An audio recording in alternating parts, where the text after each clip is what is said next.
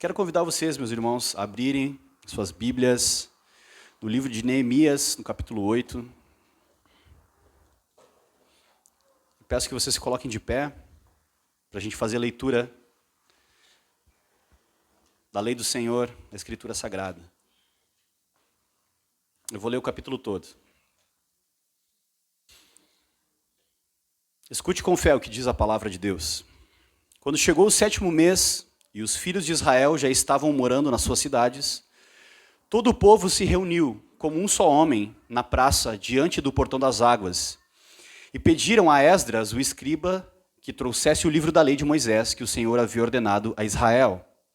Esdras, o sacerdote, trouxe a lei diante da congregação, composta por homens, mulheres e todos os que eram capazes de entender o que ouviam.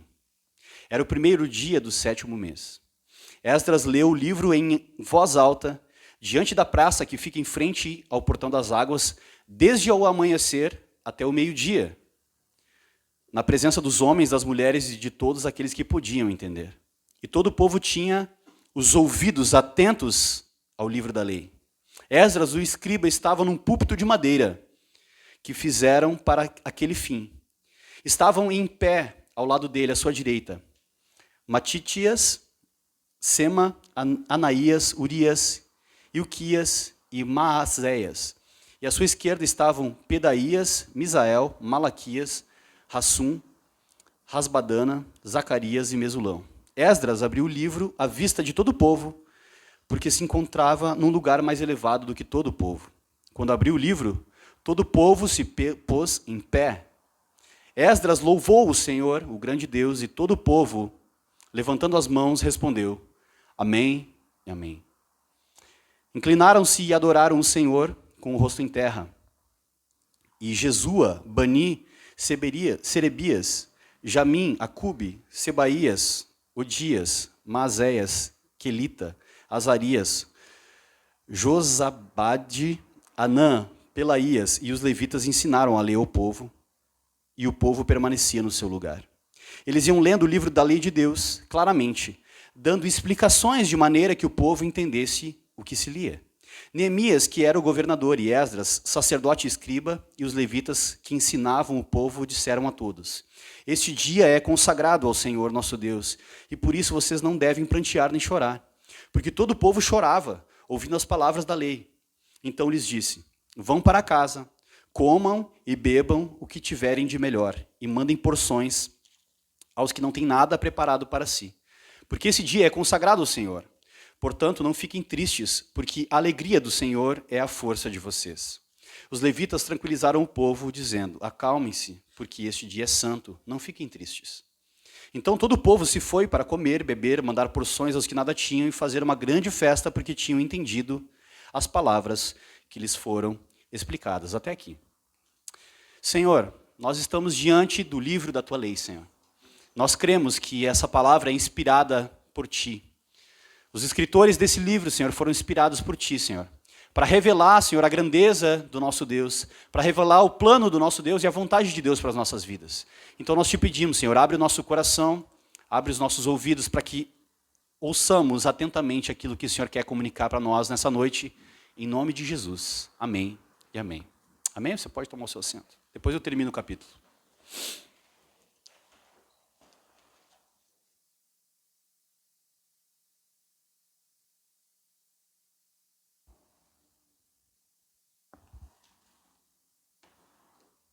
Vocês entenderam agora de onde é que eu tirei o negócio de ficar de pé para ler a Bíblia? Na verdade, muito do que nós fazemos no nosso culto ao Senhor é tirado desse capítulo da Escritura.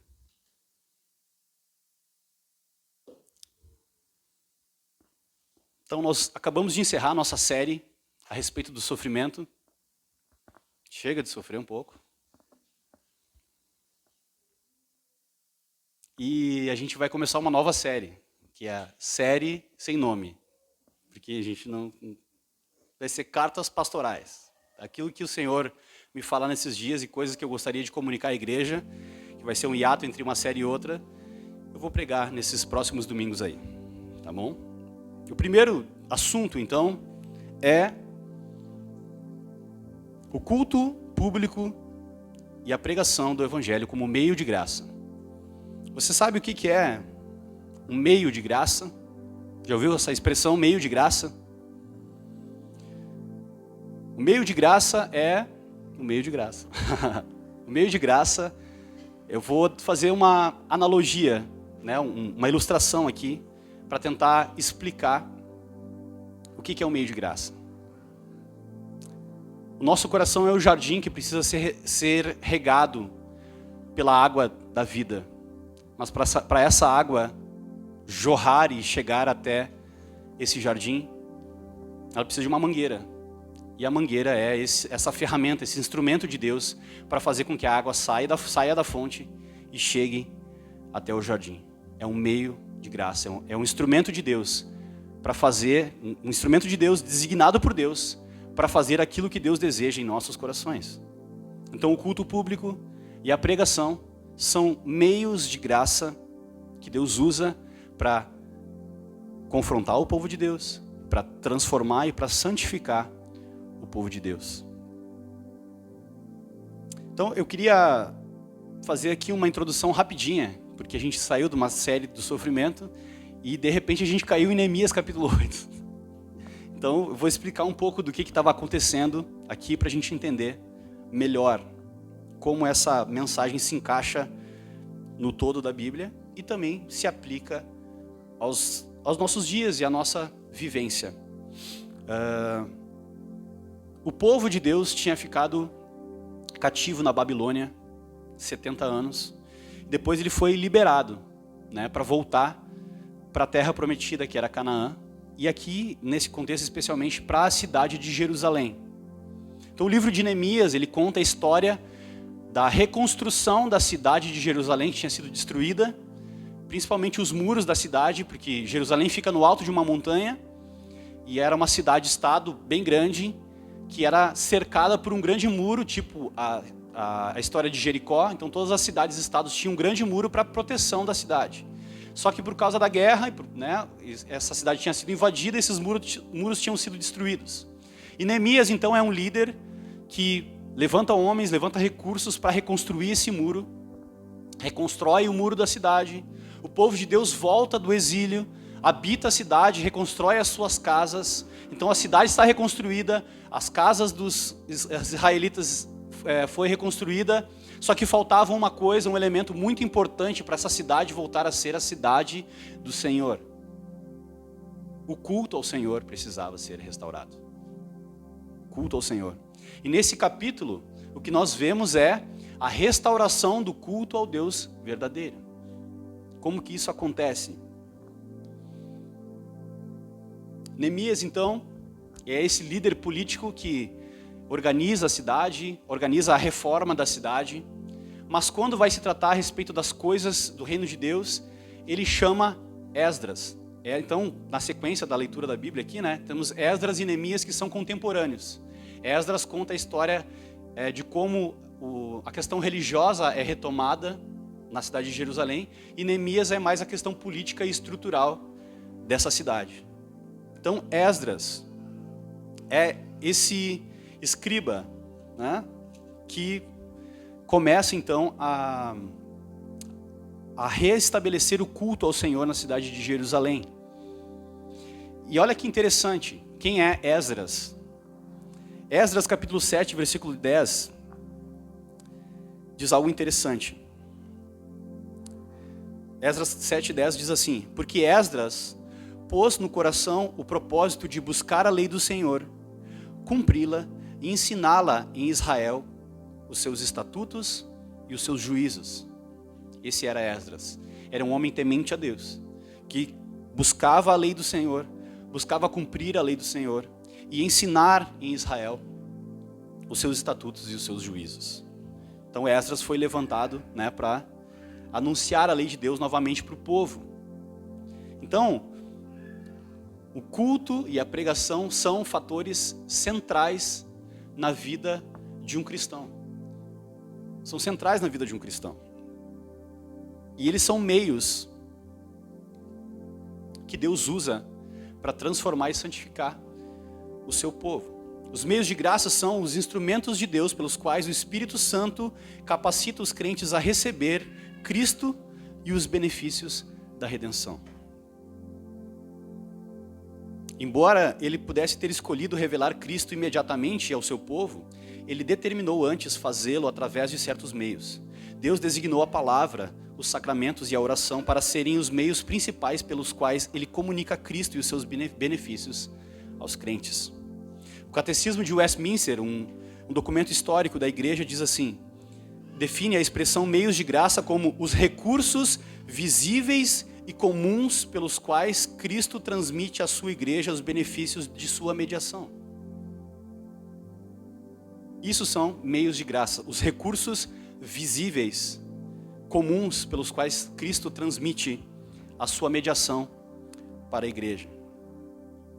Então, existem meios de graça particulares e existem meios de graça públicos, comunitários. Hoje eu vou focar em 2 meios de graça comunitários. Existem os meios de graça, que é a leitura da palavra, por exemplo, é um meio de graça que é particular. Você vai ser edificado pelo Senhor, particularmente na leitura, na meditação da palavra de Deus, na oração, são meios de graça particulares. Hoje eu vou falar a respeito dos meios de graça públicos. Então, reunir-se para adorar a Deus é um desses meios. É um desses meios. Olhe comigo o versículo 1 do capítulo, que diz assim: quando chegou o 7º mês e os filhos de Israel já estavam morando nas suas cidades, todo o povo se reuniu como um só homem na praça, diante do portão das águas, e pediram a Esdras, o escriba, que trouxesse o livro da lei de Moisés, que o Senhor havia ordenado a Israel. Então esse é um elemento importante da vida da igreja e é um meio pelo qual Deus transforma a sua igreja. Eu não sei se vocês já perceberam isso. Não sei se vocês... Agora eu vou ser bem espiritual, vou tentar espiritualizar o negócio, tá? Eu não sei se vocês já sentiram alguma resistência espiritual quando na hora de ir para o culto.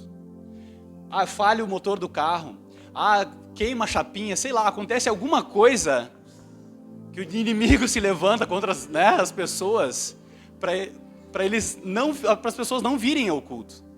O casal briga, discute por um motivo banal. Coisas acontecem ruins para que a gente não venha ao culto. Bate aquele cansaço, dá um desânimo, porque tudo conspira para que você não seja edificado e não seja transformado pela palavra de Deus. Nós temos 3 inimigos: o mundo, a carne e o diabo. E essas 3 coisas vão conspirar para que nós não venhamos ao culto. Sabia disso? Vocês já sentiram isso alguma vez? Eu sou louco então, sou doido. Ou vocês já brigaram com alguém antes de ir para o culto? Com o casal já? Sabe, tá meio atrasado. Não vamos mais no culto. Nunca, isso aí não aconteceu na casa de vocês. Só na minha. Tá. Só para saber.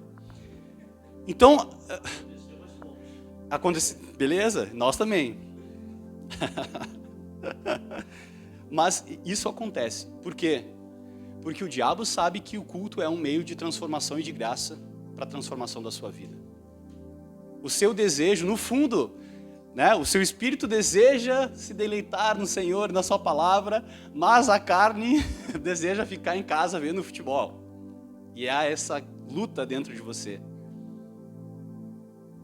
Então, o culto público é um meio de graça para sermos transformados. Por que eu estou falando sobre isso? Você deve estar se perguntando, né? O que ele está falando? Onde é que ele quer chegar? Já vou dizer. Eu quero ressaltar para vocês a importância do culto público. A importância. É dizer para vocês que o culto público pelo menos deveria ser para um cristão, o evento mais importante da sua semana. É isso que eu estou querendo dizer. Nada é mais importante do que essa reunião. Agora, será que a gente olha para a nossa agenda de domingo como o culto público, como o evento mais importante da nossa semana? Se formos francos, muitas vezes não.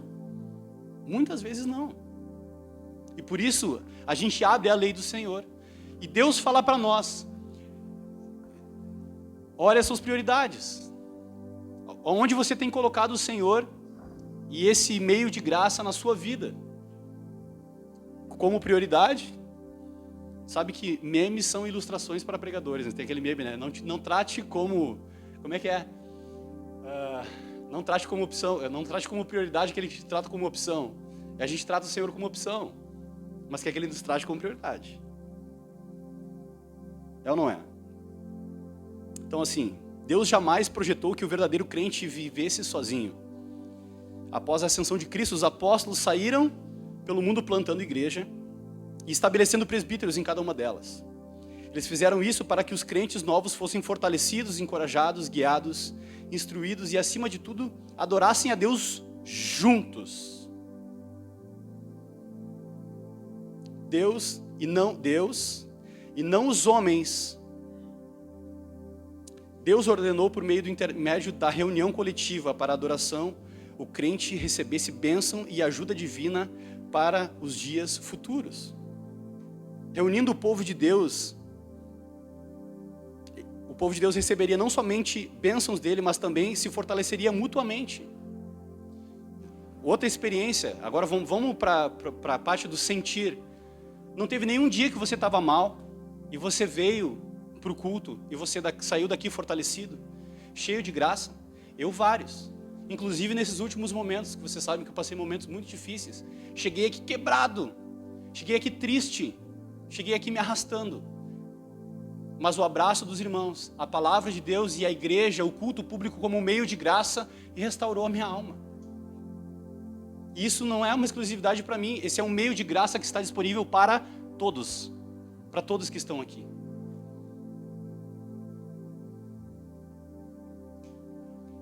Eu vou tocar num ponto que eu sei que é uma divergência que nós temos aqui na igreja, mas em nome de Jesus nós vamos chegar lá um dia, né?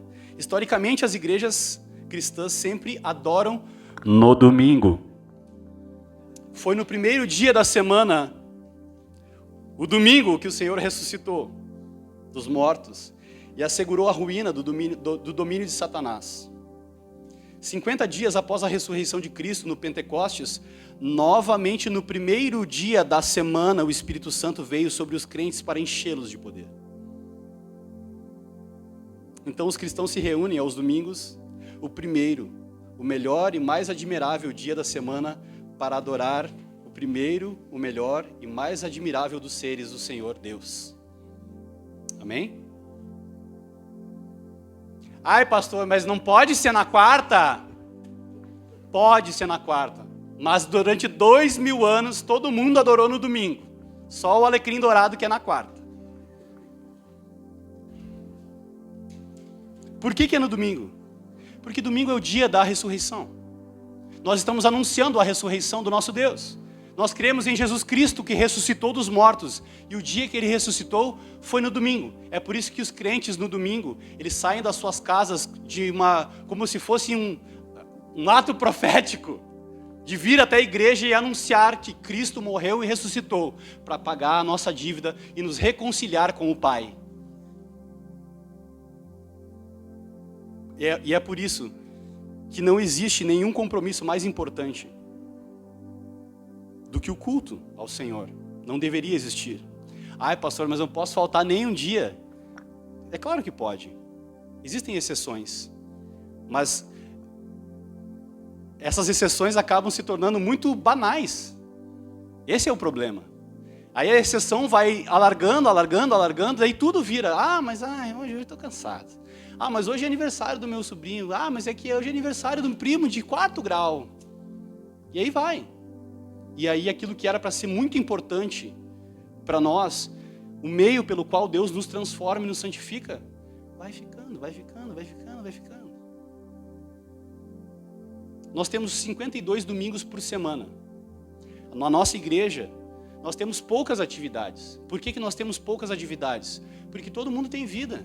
A gente quer que você faça faculdade, a gente quer que você progrida na vida, que você trabalhe, que você estude, que você faça outras coisas. Por isso que a gente não entope a semana de culto de segunda a segunda. Mas então, nas reuniões que a gente propõe como igreja, valorize isso como um meio de graça. Valorize isso como um meio de graça. Pô, tem um culto na semana. Daí vem 2 cultos no mês. Pô, 2 cultos no mês é muito pouco. Se são 52, não, eu sou ruim de matemática. Nem vou nem tentar. Mas é pouco. Se você vier em todos os domingos, é 52. Se você vier, se faltar um, já eu vou perder um monte de coisa. Não vou nem, eu sou ruim de matemática. Eu terminei o ensino médio no EJA, tá? Então não exige muito de mim. Não exige essas coisas de mim, por favor. Eu só vou ser fiel à palavra de Deus. Mas não exige essas coisas de mim.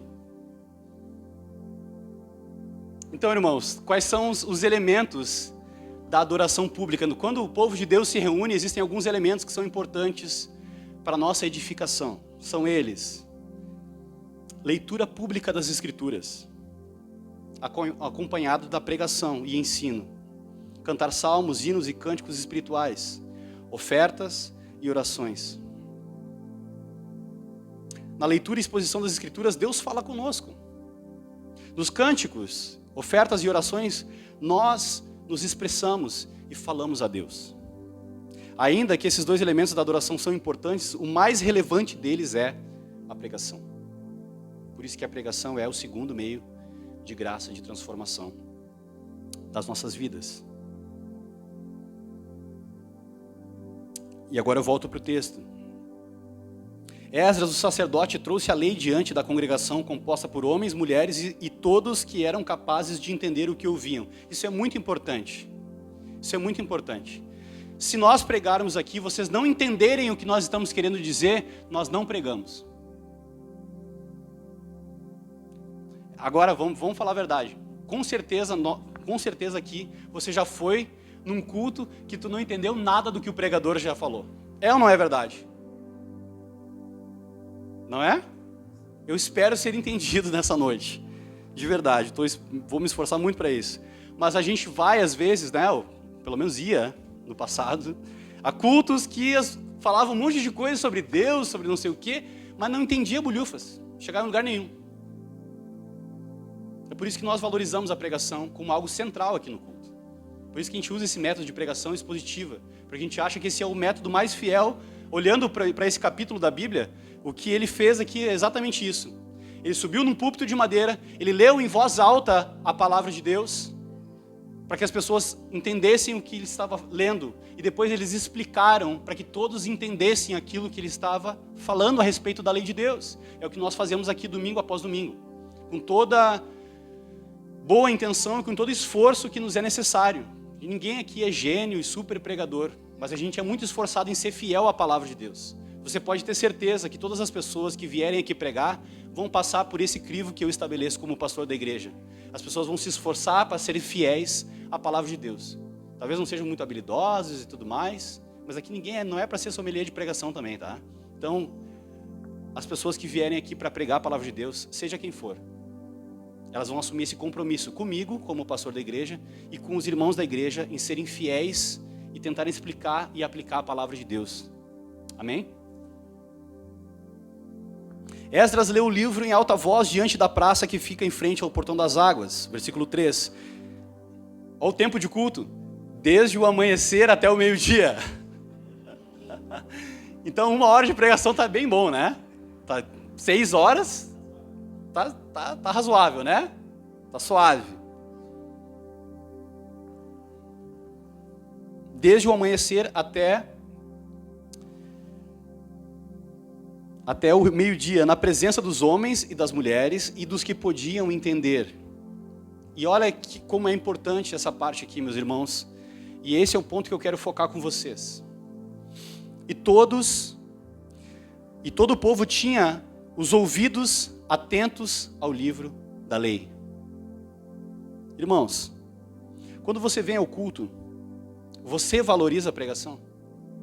Você vem com os ouvidos atentos à lei de Deus? Não para julgar o pregador. Mas eu não gosto do jeito que ele fala. Mas é que ele fala muito baixo. Mas o Luquinhas fala muito rápido. Mas o Jader é meio bobalhão, assim, ele fala umas piadinhas que eu não gosto. Não é isso que está em questão aqui. O que está em questão aqui é o conteúdo da pregação para a edificação da sua vida. Você ouve a pregação com esse coração? Essa é a minha pergunta. Essa é a pergunta que o texto propõe. Você olha para a sua vida e olha assim, ó, o que a lei do Senhor está dizendo me confronta, vai me desafiar a ser um cristão mais parecido com Cristo. Você pega da pregação aquilo que vai transformar a sua vida? Ou você vai ficar só criticando assim, mas é que hoje não foi tão bom o culto. O culto não foi para ti. Entendeu? O culto é para o Senhor. O culto é para o Senhor. A gente tem tanta opção de ver culto pela internet, pregador disso, pregador daquilo, tal, não sei o quê. Se fosse para ver culto na internet, bota o Nicodemos para pregar, prega melhor que nós tudo. Bota a gente no bolso. Hernandes. Mas essa não é a proposta aqui. A proposta aqui é no domingo nós nos reunirmos como povo de Deus, como um só homem, para ouvir atentamente a lei de Deus, para que isso transforme e seja um meio de graça para a nossa vida. É por isso que nós nos reunimos aqui. E todo o povo tinha os ouvidos atentos à lei de Deus. Esdras, o escriba, estava num púlpito de madeira que fizeram para aquele fim. Estavam em pé ao lado dele, os fulanos lá. Abriu o livro à vista de todo o povo. Uma vez o Jonathan perguntou para mim, será que vai ficar chato eu pregar só com o notebook? Lembra que tu me perguntou isso? Eu falei, não é problema, desde que o conteúdo, né, seja fiel às escrituras. Mas, sinceramente, eu acho isso aqui extremamente poderoso, uma Bíblia física. Por quê? Porque isso aqui é um testemunho daquilo que nós cremos. Quantas vezes eu saí da minha casa, eu moro ali 2 quadras daqui, e eu vim com esse biblião debaixo do braço, e as pessoas ficavam olhando para mim assim, eu disse, cara, é doido? Só pode ser. O cara todo tatuado. Coisa alargadora aí, horrível. Né? Por que as pessoas fazem com isso aí, se enche de tatuagem? E com uma Bíblia embaixo do braço não faz sentido nenhum isso aí pra mim. É doido de pedra. Mais doido que os doidos da Cidade Baixa esse aí. Eu estou passando uma mensagem. Que domingo é o dia do Senhor, é o dia que eu pego a minha família e eu vou cultuar o Senhor. Vou cultuar o Senhor. E isso é para deixar as pessoas incomodadas mesmo. Por que eu não estou lá? Por que as pessoas não estão lá? Entendeu? Então ele abriu o livro da lei. E eu faço questão de trazer minha Bíblia por causa disso. Eu poderia copiar, Ctrl+C, Ctrl+V, colocar o texto no tablet aqui, mas eu faço questão de ler aqui na Bíblia física, abrir e folhear, porque aqui tem um elemento litúrgico, visual. Pegue a sua Bíblia, ame a sua Bíblia, só não cheire a sua Bíblia igual a Lucinho, mas ame a sua Bíblia, leia a sua Bíblia, leia a sua Bíblia, leia a sua Bíblia. E olha o que aconteceu. Quando abriu o livro, todo o povo se pôs em pé. A gente não faz isso. Por quê? Porque ele não está lendo o jornal de domingo. Não é uma coisa banal, é uma reunião solene. Por mais que eu esteja aqui descontraindo um pouco, para ganhar a atenção de vocês, estou falando algo sério. O povo se levantou, se pôs em pé. Logo depois da leitura, Esdras louvou ao Senhor, o grande Deus, e todo o povo, levantando as mãos, respondeu, amém e amém. Irmãos reformados do meu coração, do meu Brasil, dizer amém no culto não é pecado, inclusive é bíblico. Dizer glória ao nome do Senhor, dizer amém e concordar com a pregação é bíblico, está liberado, tá? Viu? Dá até um... Eles se inclinaram e adoraram o Senhor com o rosto em terra.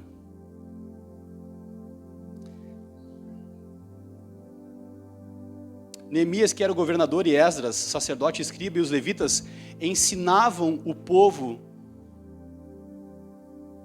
Esse dia é consagrado ao Senhor nosso Deus, e por isso vocês não devem prantear nem chorar, porque todo o povo chorava ouvindo as palavras da lei.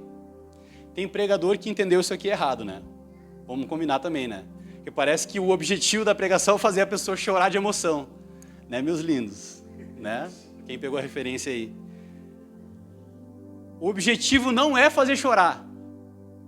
O objetivo é transformar a sua vida. Se tiver que passar pelas lágrimas do arrependimento, você vai passar. Mas é o Espírito de Deus que vai fazer isso, através da pregação fiel do Evangelho. Ninguém vai forçar aqui o choro. Eu não estou aqui para emocionar vocês. Nenhum pastor aqui deve estar aqui para emocionar as pessoas. O pregador está aqui para comunicar as verdades de Deus e convencer você a mudar de vida e a conformar a sua vida à verdade de Deus. Esse é o objetivo da pregação. Esse dia é consagrado ao Senhor nosso Deus e por isso não devem prantear nem chorar, porque todo o povo chorava ouvindo as palavras da lei. Então lhes disse: vão para casa, comam e bebam o que tiverem de melhor e mandem porções aos que não têm nada preparado para si. Porque esse dia é consagrado ao nosso Senhor, portanto não fiquem tristes, porque a alegria do Senhor é a força de vocês. Olha que interessante, um outro elemento desse culto é a comunhão. A comunhão do povo. Como é que eu vou saber que os outros não tinham nada para comer? Se eu perguntar, se eu me importar. Se eu tiver um relacionamento com essas pessoas. Isso também faz parte do ser igreja, do ser povo de Deus.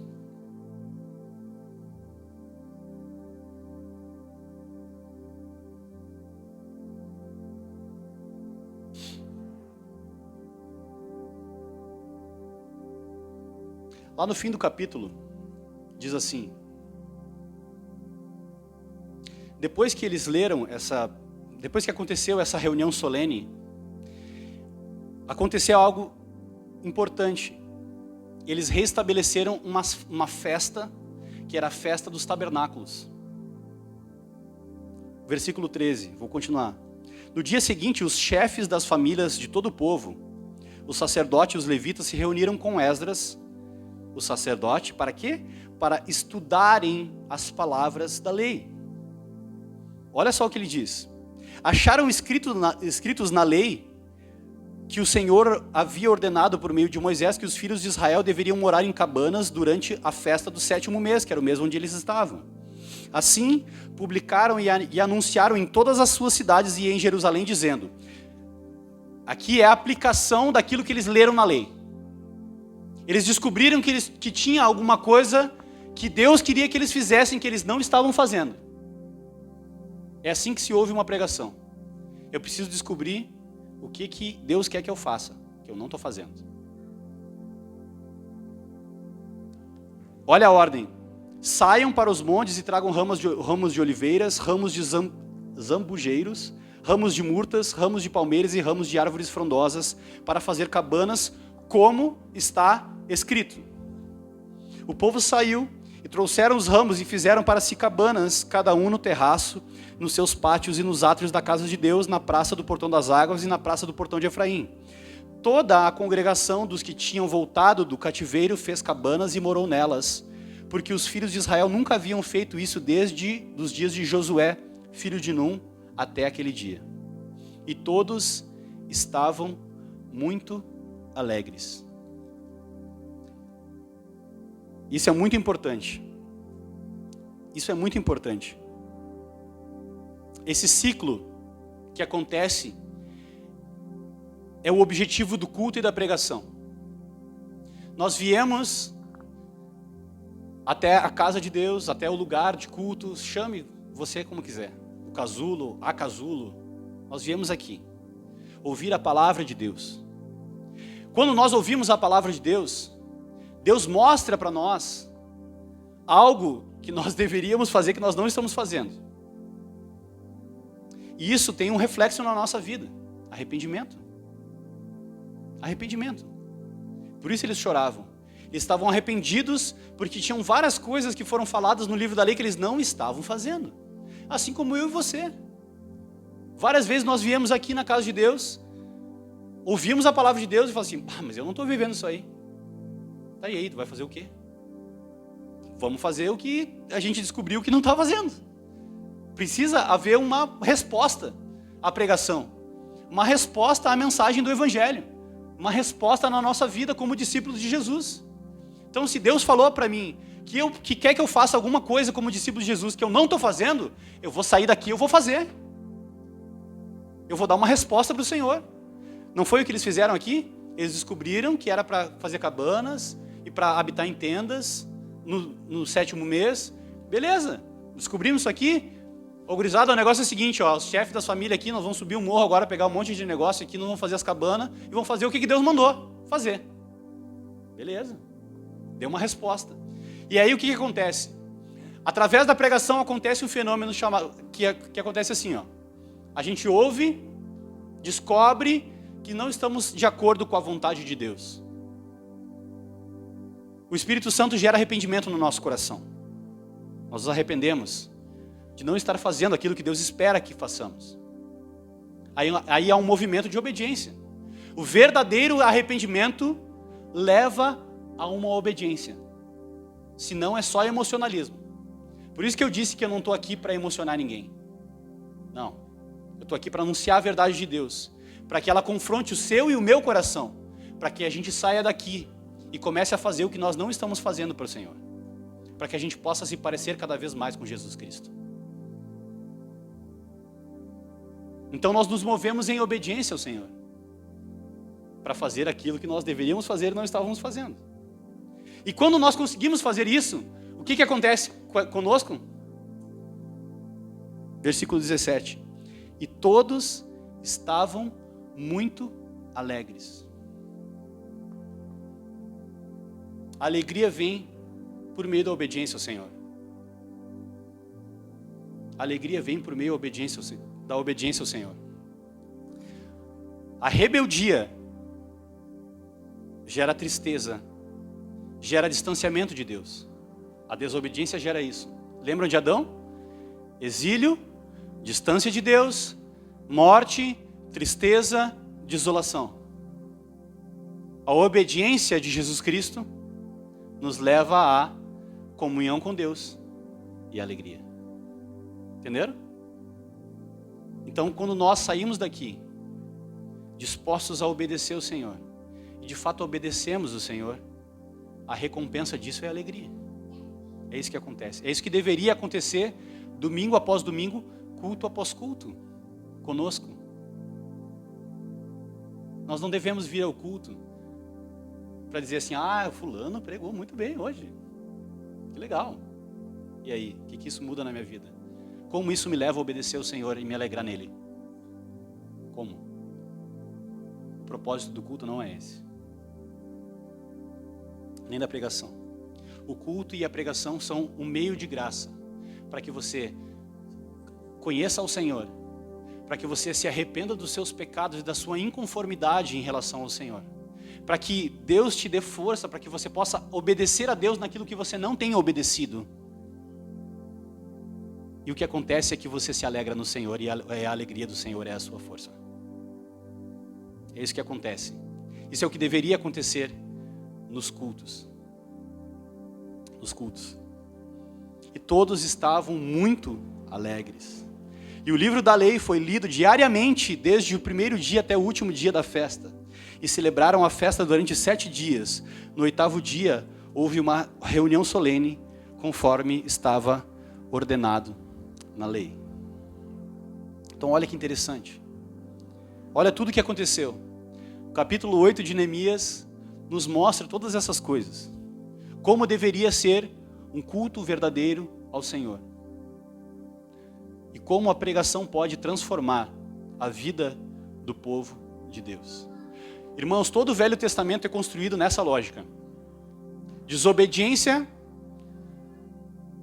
calamidade, tristeza. Aí o povo clama ao Senhor, Deus envia salvação, envia alguém para anunciar a lei do Senhor. Arrependimento, obediência, alegria. O problema é que o ciclo começa de novo. Isso também acontece nas nossas vidas. Isso também acontece nas nossas vidas.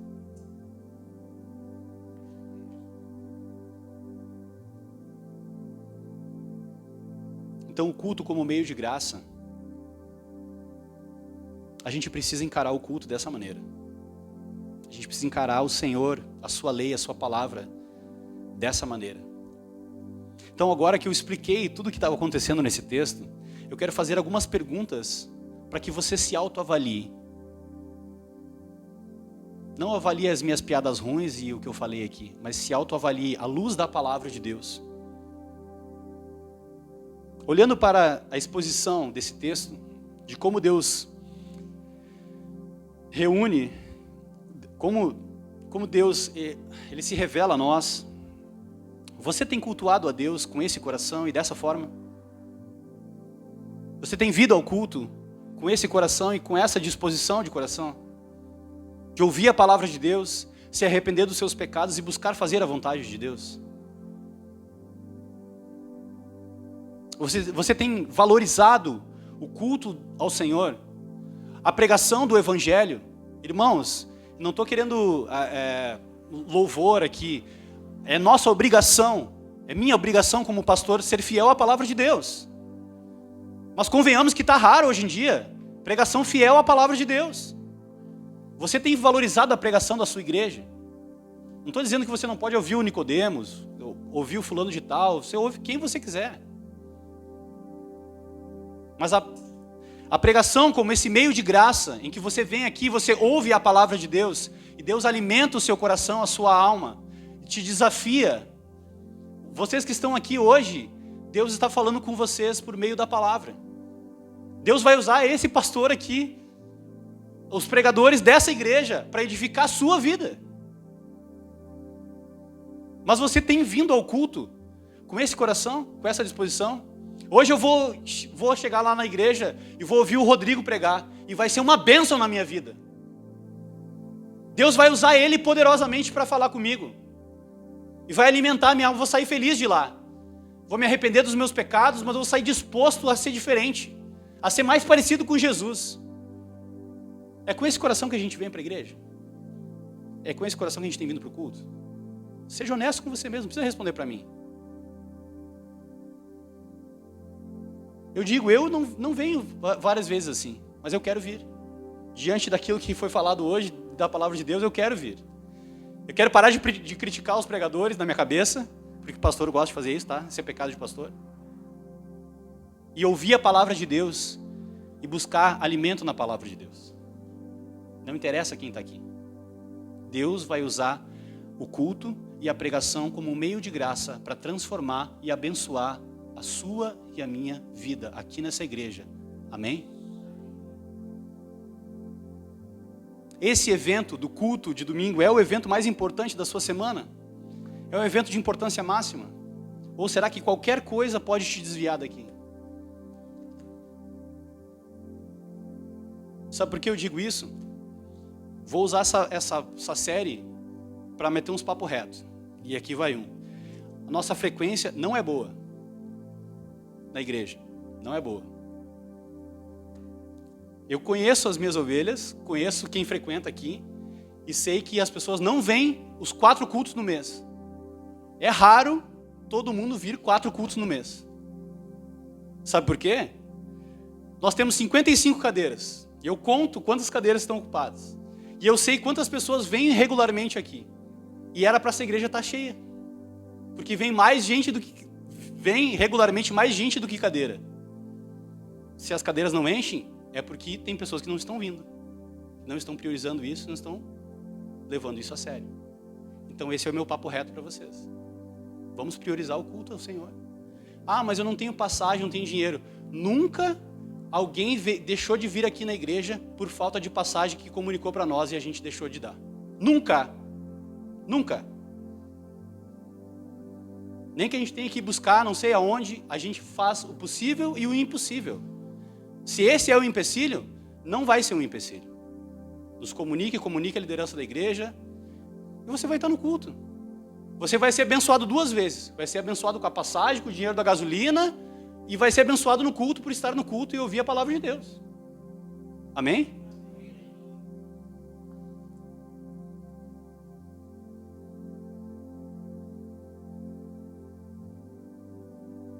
Uma outra coisa uma outra aplicação, é com que coração você tem participado do culto. Beleza, eu vim no culto, até ganhei a passagem para vir no culto, o dinheiro para gasolina, e ainda vem meia boca assim, meio coração meio ruim.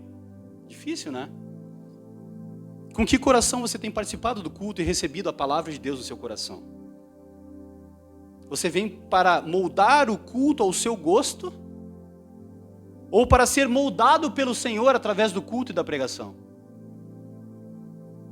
Irmãos, eu já entrevistei várias pessoas aqui, eu sempre pergunto: o que tu acha do culto? O que tu acha da pregação? Já fiz isso várias vezes. E eu vou dizer uma coisa para vocês: sabe quando é que a gente vai fazer um culto que agrada de todo mundo? Nunca. Nunca. Nunca. Ah, mas essa música aqui eu não conhecia muito bem, não sabia cantar. Ah, mas a Kathleen, a Pamela desafinou. E daí? Não é, a gente não está aqui para isso. Aí o Jadra vem com aqueles rock dele lá, inventa de querer pegar aquela guitarra dele. Irmão, é assim, entendeu? Deus vai usar assim. Vai. E vai ser uma bênção. Deus não nos chamou para ser sommelier de culto, nem de pregação. Imagina o trabalho, uma pessoa, imagina um profissional da crítica da pregação. Nem existe essa profissão. E Deus não te chamou para isso. Beleza? Então, quando você vem ao culto, se entregue para o culto. Cante. Se a pessoa está cantando desafinada aqui, se desafinar aqui, errar, erramos todo mundo junto. Cantamos todo mundo desafinado. Desculpa, eu vou usar meu pai como exemplo. Meu pai, ele canta muito desafinado. E ele sabe disso. Ele não vai ficar magoado. Eu vou usar ele como exemplo, porque ele não vai ficar magoado.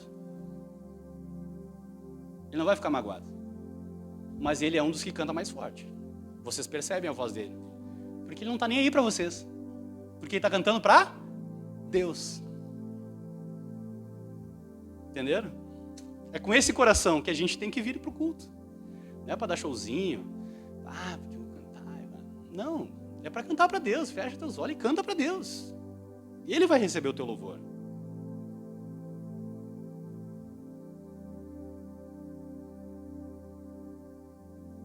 Não tente moldar o culto ao seu gosto. Venha para ser moldado pelo culto e pela palavra. Amém?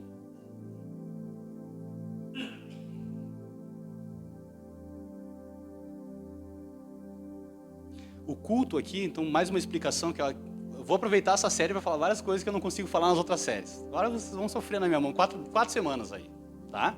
E eu vou falar. O culto, ele é pensado desse jeito porque ele tem um propósito. A convocação, a oração, o jeito que nem o Johnny falou das ofertas, que a oferta é no meio do louvor, porque é o momento onde nós manifestarmos a nossa adoração a Deus. É assim porque a gente pensou, a liderança da igreja pensou que o culto era para ser assim. Porque isso vai formar espiritualmente você. O culto tem um poder formativo na sua espiritualidade. O culto tem um poder formativo na sua espiritualidade. A forma como a gente começa o culto, esse lance de levantar para ler a palavra de Deus, baseado em Neemias 8, isso forma a sua espiritualidade. Você nem sabe, mas forma a sua espiritualidade. Por que a gente levanta para ler a palavra de Deus? Talvez isso é uma curiosidade de muitos aqui, né? Até quando veio outro pastor aqui que não era daqui, ficou um senta levando, que não sabia se sentava ou se levantava. Foi até engraçado. Porque nós queremos dar importância para a palavra de Deus. É por isso que nós levantamos. Nós tratamos a palavra de Deus com zelo, com amor e com paixão. É a palavra de Deus.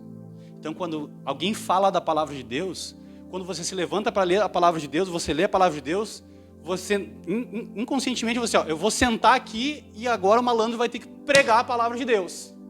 Que eu vou ficar atento à palavra de Deus e esse cara não vai me enrolar. É com esse espírito.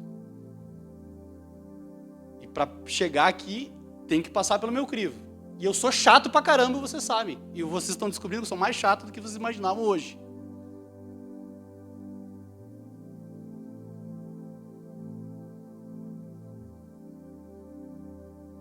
Última aplicação. Graças a Deus, vai acabar essa pregação.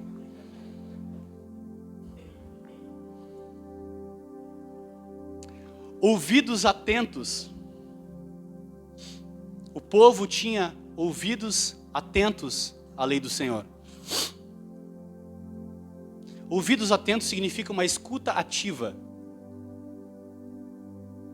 Uma escuta ativa. Uma escuta com o desejo de se autoavaliar e obedecer à palavra de Deus. Esse é o ponto. Quando você escuta a palavra de Deus com ouvidos atentos, é nesse sentido que o autor está querendo dizer. Ouvir a palavra de Deus com o desejo de entender, realmente Deus quer que eu faça isso? Mas eu não estou fazendo. Mas então agora eu vou fazer. Eu quero agradar a Deus. Senhor, me perdoa. Ele está falando lá e eu não estou fazendo. Me ajuda, Senhor. Isso é ouvido atento à palavra de Deus. Escutar com o desejo de se autoavaliar e obedecer à palavra de Deus. E agora vai aqui, mas então quer dizer que, daí sempre vai ter alguém que vai pensar, mas então quer dizer que não pode criticar a pregação. Não é isso. Não é, a escuta ativa não é uma escuta acrítica. Se falar bobagem, você tem o direito de rejeitar. Aliás, se falar bobagem, vai ter que se entender comigo também, né? Não vai falar bobagem. Já teve pessoas que falaram coisas que não eram bem aquilo que era para ser aqui, pregadores iniciantes ou pregadores experientes cometeram gafes, que nós da liderança chamamos a pessoa depois e falamos assim, isso aqui que tu falou não estava legal, não está de acordo, vamos ter que corrigir. E se tiver que desdizer o que a pessoa disse, nós vamos fazer. Porque nós temos compromisso com a palavra de Deus. Estou mentindo? Estou mentindo? Estou mentindo? Não estou mentindo. É assim que funciona aqui.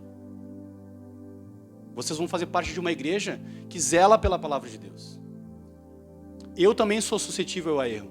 Eu errei esses dias, sabia? Quando eu falei que Elias foi arrebatado numa carruagem de fogo, ele não foi arrebatado numa carruagem de fogo, ele foi arrebatado no moinho. Apareceu uma carruagem de fogo e depois uma irmã ainda me corrigiu. Eu falei, glória a Deus, é isso aí. Entendeu? Bem certinho. Parabéns. E eu estou me corrigindo aqui agora. Não tem problema nenhum nisso. Ouvidos atentos. Isso não quer dizer uma escuta acrítica. Mas se você escuta procurando mais erros do pregador e críticas do método e da oratória do pregador, ao invés de olhar para si e avaliar se está praticando a palavra de Deus, você não está fazendo um uso da pregação como um meio de graça. Entendeu a diferença? Não é uma escuta acrítica. Mas se você só escuta para criticar e para não gostar, você não está fazendo uso do meio de graça que Deus te deu. Que Deus deu para a sua igreja.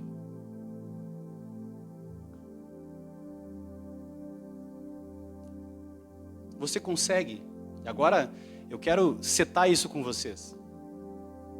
Você consegue ver esse movimento na sua vida, no culto? Você vem com o coração, então domingo que vem vai ser uma bênção, hein? Olha, se a galera entender essa palavra de hoje, domingo que vem vai pegar fogo o negócio aqui. Não pode pegar fogo, a gente não é pentecostal de reformado, né? Desculpa aí, foi mal. Vai ser uma bênção, né? Meios de graça e tal. Vai ser uma reforma completa no culto, no coração, na mente das pessoas. Pronto. Você vê esse movimento em você? Você vem para o culto para adorar a Deus. Venha com o coração para adorar a Deus. Para ofertar ao Senhor. Fulano não tem passagem, nós vamos lá pegar ele. Glória a Deus e vamos todo mundo estar no culto adorando a Deus. Mas é aniversário da minha tia. Tia, desculpa aí, mas não vai dar essa vez aí. Eu vou ficar no culto, vou ir pro culto.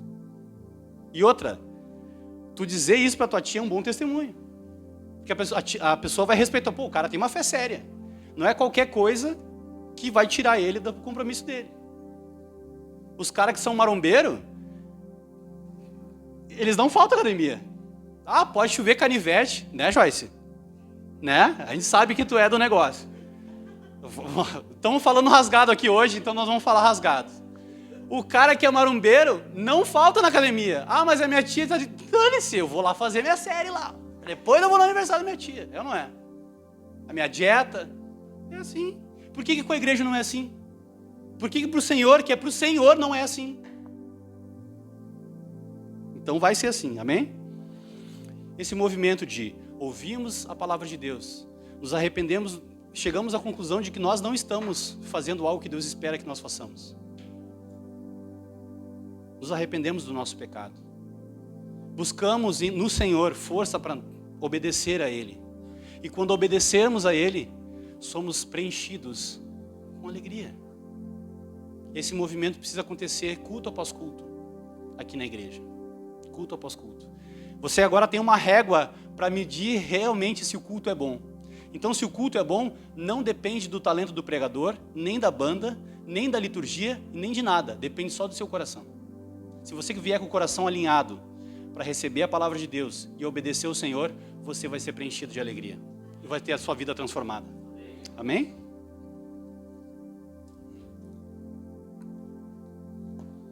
A palavra de Deus sendo anunciada,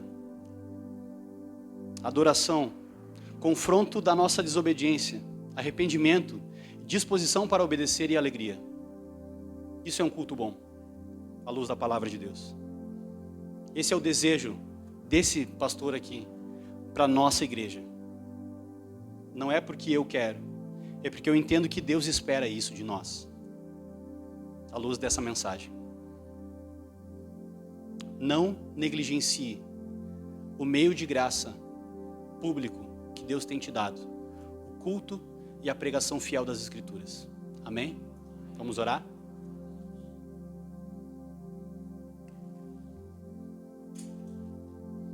Senhor, nós queremos agora te pedir perdão, Senhor, porque todos nós aqui, muitas vezes, não fizemos bom uso do meio de graça, do culto público e da pregação.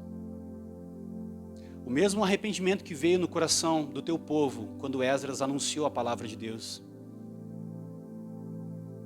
que esse mesmo arrependimento possa ser gerado nos nossos corações, Senhor.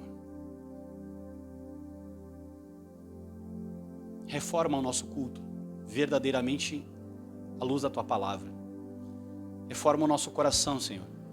Nos dá, Senhor, como Davi orou, um coração pronto a obedecer, disposto a obedecer, voluntário. Nos dá um coração quebrantado, Senhor, um coração contrito. Tua palavra diz que um coração quebrantado e contrito o Senhor não despreza. Agora nos dá o coração, esse coração, Senhor. Quebra o nosso coração se necessário, para que nós possamos desfrutar desse meio de graça que é o culto público e a pregação, Senhor. Em nome de Jesus, em nome de Jesus, nós oramos como igreja, diante de Ti, e pedimos, nos dá força agora, Senhor, para obedecer, Senhor, que no domingo que vem, a gente possa vir com esse coração, para estar aqui cultuando a Deus, para estar aqui, Senhor, ouvindo a Tua palavra, e colocando em prática, Senhor, os Teus estatutos e as Tuas leis, para a glória do Teu nome, em nome de Jesus, amém.